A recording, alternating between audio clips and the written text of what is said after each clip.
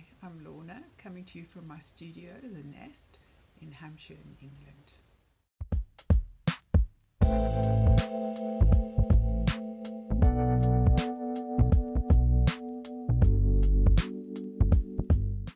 I often get asked about embroidery hoops versus quilting hoops and when to use them and how they work.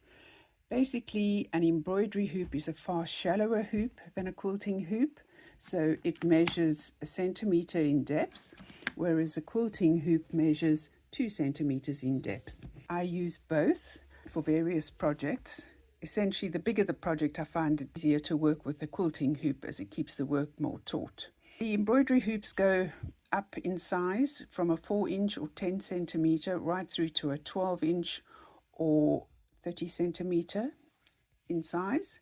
The embroidery hoops go through every size, whereas the quilting hoops start off with a 6-inch and only go through on equal numbers, so 6, 8, 10, 12, etc., right through to a 40-inch, essentially used for quilting itself.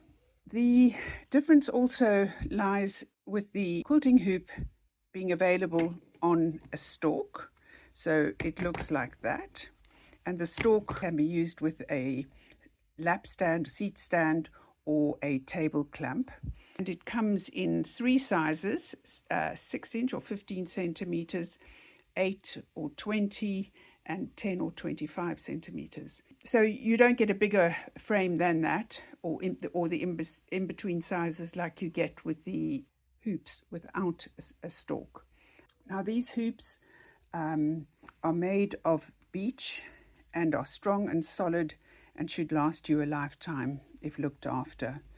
You will see that there's a little screw at the top, which is where you release it and fasten it. So if I take the inner out, you can see the screw more clearly there.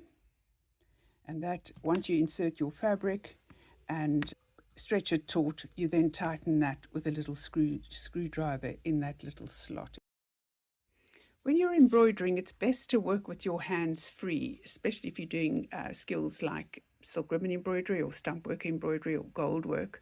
It's absolutely essential that you have both hands working on your piece. Your work should be inserted onto a frame of some description, so either a lap stand, as you can see here, which is placed under your leg on a chair as you work, or another alternative would be the table clamp.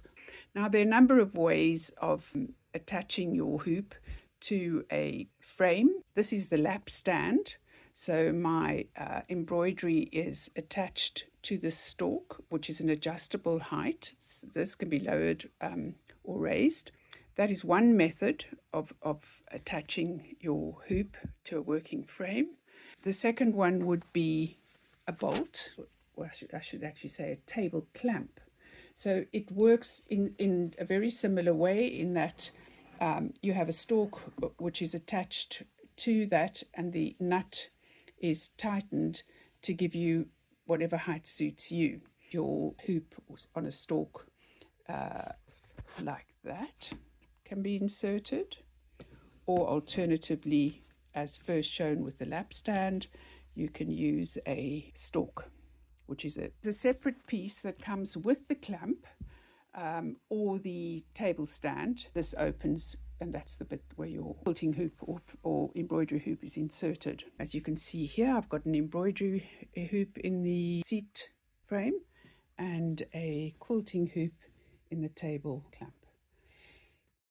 This is my floor stand, which it happens to be a Lowry stand. I also have a wooden frame or stand which I use for travel purposes, as the Lowry is too heavy. This allows you to place a hoop, be it a quilting hoop or a regular embroidery hoop, into the clamp here, and that gets tightened. And again, the stand can be hired, I should say, or lowered according to your needs. And this you can put on the side. If you're sitting at the sofa, you can turn it to work there. Or as I do, I work with a bespoke computer chair, which is my embroidery chair and supports my back.